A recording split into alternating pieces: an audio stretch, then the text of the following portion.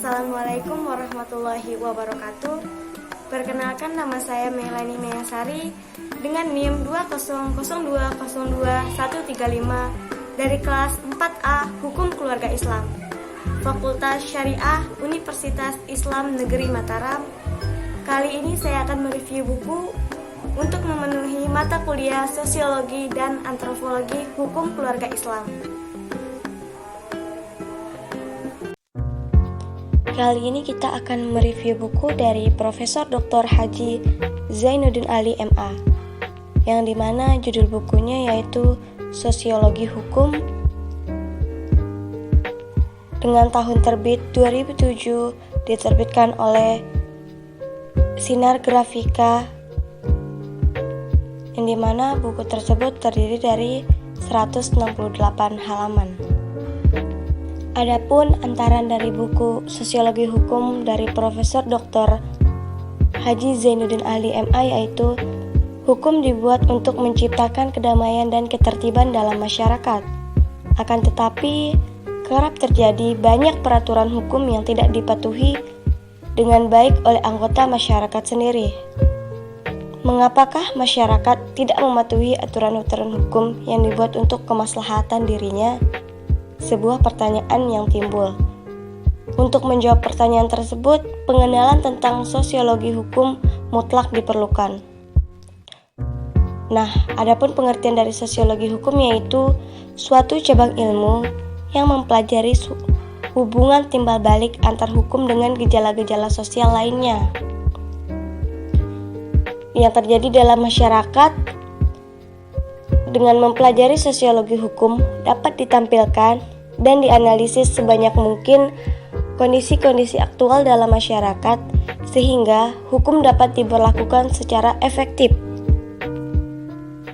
Nah, di dalam buku ini akan mengkaji secara panjang lebar prinsip-prinsip dasar dan penting yang terkandung dalam kajian sosiologi hukum.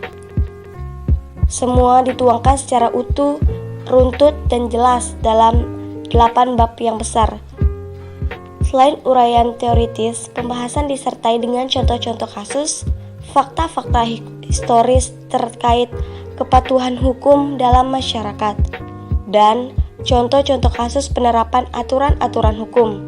Semuanya dituangkan secara luas dan pandu untuk memberi gambaran sejauh mana sosiologi hukum memainkan peran mengubah sikap masyarakat untuk menjunjung tinggi aturan-aturan hukum positif di tanah air kita, yaitu Indonesia. Sekarang kita beralih ke isi buku, yang dimana di dalam buku sosiologi hukum ini terdapat 8 bab. Nah, di sini saya lebih memfokuskan untuk membahas pada bab 4, yaitu membahas tentang perubahan dalam masyarakat dan pencapaian tujuan hukum. Berbicara tentang perubahan hukum dalam masyarakat dan pencapaian hukum berarti mengkaji perubahan kehidupan sosial dalam masyarakat yang berorientasi kepada proses pembentukan hukum dalam pencapaian tujuannya. Oleh karena itu, objek pembahasan engineering interpretation atau interpretasi terhadapnya perubahan norma hukum sehingga fungsi hukum sebagai social control dan social engineering dapat terwujud. Di sini ada 3 konsep, yaitu yang pertama interpretation,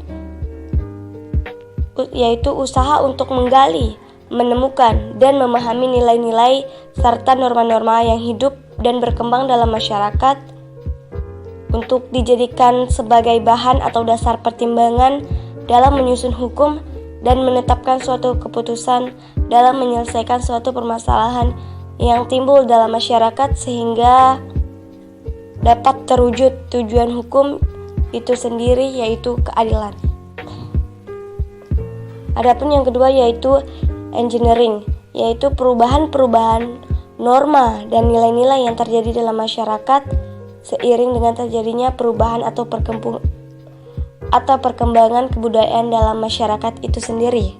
Nah, yang terakhir yaitu engineering interpretation, yang dimana usaha-usaha yang dilakukan oleh kalangan pemikir hukum untuk menentukan nilai-nilai dan norma-norma yang ada dalam masyarakat yang selalu mengalami perubahan seiring dengan pertumbuhan dan perkembangan masyarakat. Seiring dengan perubahan hukum dan kebudayaan yang bagai dua sisi mata uang ini tidak mungkin untuk dipisahkan gitu antara mata uang yang satu dengan yang lainnya. Maka fungsi dan keberadaan hukum akan dapat dilihat dari 3 sudut pandang, yaitu pada masa lalu, hukum dipandang sebagai produk atau hasil dari kebudayaan. Yang kedua, pada masa sekarang, hukum dipandang sebagai pemelihara kebudayaan. Nah, yang terakhir itu pada masa yang akan datang atau hukum dipandang sebagai alat untuk memperkaya kebudayaan. Di sini penulis memilih Sulawesi Tengah sebagai contoh dari pendekatan sosiologi hukum dalam penyelesaian masalah persoalan hak dan kewajiban. Adapun ide yang dikemukakan oleh penulis yaitu mengenai pendayagunaan sosiologi hukum dalam menyelesaikan persoalan hak dan kewajiban. Hal itu berdasarkan pertimbangan bahwa norma-norma hukum adat masyarakat Sulawesi Tengah berbeda dari norma-norma hukum adat masyarakat yang berlaku di Jawa, Madura, maupun di tempat lainnya. Isu mengenai hak individu dan masyarakat, demokrasi, serta kritis ekonomi dan krisis-krisis lainnya semakin muncul ke permukaan melalui pemikiran intelektual pada umumnya dan para ahli hukum Indonesia yang berdasarkan atas hukum Pancasila. Oleh karena itu, tidak berlebihan bila dinyatakan sejak dini perlu perhatian khusus bagi bangsa Indonesia terhadap masih adanya pengaruh politik hukum kolonial di zaman penjajahan terhadap keberadaan norma-norma hukum masyarakat yang mendiami negara Republik Indonesia pada Orde Reformasi. Hukum di Indonesia dan kaitannya dengan reformasi, hukum yang digunakan oleh praktisi hukum dalam menyelesaikan permasalahan hak dan kewajiban di zaman reformasi saat ini ialah hukum yang bersifat politis. Sedangkan tugas menemukan dan menerapkan hukum atas kasus-kasus konkret berbeda pada setiap orang dan tekniknya pun berbeda dalam fungsi pemerintahan. Nah, kasus yang diangkat di Palu ini ialah koperasi simpan pinjam atau KOSPIN.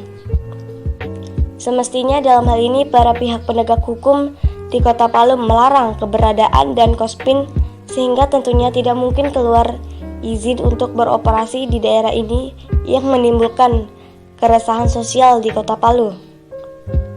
Menurut pengetahuan hukum demikian itu, hukum hanya dilihat sebagai dogmatis sehingga tidak mampu memenuhi kualifikasi sebagai pendidikan keilmuan.